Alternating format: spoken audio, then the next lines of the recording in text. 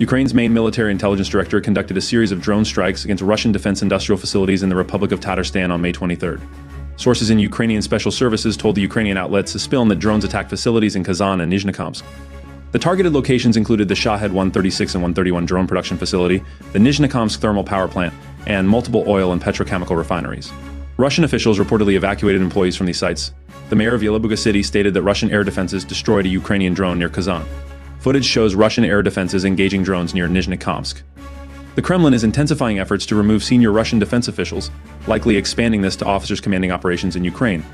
On May 23rd, the Russian Investigative Committee announced the arrest of Lieutenant General Vadim Shamarin, Vladimir Verteleltsky for accepting large bribes. 5 senior officials and former military commanders have been arrested since April on corruption charges. Russian ultranationalist mill bloggers claim that these purges might hide true reasons for dismissing officials who have lost favor. The removals, heavily publicized, indicate a significant reshuffling within the Russian Ministry of Defense, suggesting deeper issues within the military leadership. Russian border guards removed buoys in Estonian waters of the Narva River, which demarcates the Estonian-Russian international border. The removal occurred on the night of May 22nd-23rd, reportedly involving 24 buoys.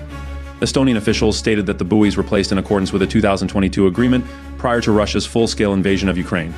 The Estonian Ministry of Foreign Affairs condemned the removal as a provocative border incident. Estonia's Prime Minister Kaja Kallas accused Russia of using border issues to create fear and anxiety. This action fits within the broader pattern of Russia's provocative behavior, escalating tensions in the Baltic region.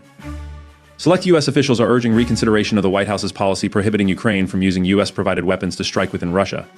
The New York Times reported on May 22nd that U.S. Secretary of State Antony Blinken is pressing President Joe Biden to lift these restrictions. However, the proposal is still in its formative stage. Some officials argue that the limitations have hindered Ukraine's ability to target Russian military assets effectively. They believe that lifting the restrictions could enhance Ukraine's defensive and offensive operations, impacting the dynamics of the conflict. This development reflects ongoing debates within the U.S. administration regarding support for Ukraine. Poland is considering using its air defense to protect Ukrainian airspace against Russian strikes. On May 23rd, Polish Foreign Ministry spokesperson Paweł Wronski stated that Poland might protect unspecified airspace along the Ukrainian-Polish border. Ukrainian officials have requested this protection, but Poland has not yet decided. Wronski emphasized that any action must comply with international law and technical reviews. This move comes as Russian forces continue targeting energy and gas infrastructure in western Ukraine, including Lviv Oblast, which borders Poland. The potential Polish involvement signifies an increasing international dimension to the conflict, potentially affecting regional security dynamics.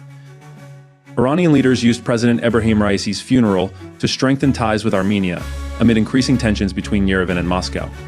Iranian First Vice President Mohammad Mokhber met Armenian Prime Minister Nikol Pashinyan on May 22nd, emphasizing Iran's commitment to expanding relations with Armenia. This diplomatic engagement included meetings with high-ranking officials from Egypt and Tajikistan. Notably, Azerbaijani officials did not meet with senior Iranian leaders, reflecting ongoing regional tensions. Iran's outreach to Armenia during this period underscores Tehran's strategic maneuvering in the South Caucasus, highlighting the complex interplay of alliances and rivalries in the region. Ukrainian forces advanced near Lukyansk and Kremlin, while Russian forces advanced near Berestov, Chasiv Yar, Avdiivka, Donetsk City, and Velika Novosilka. These movements indicate ongoing intense combat operations along various front lines.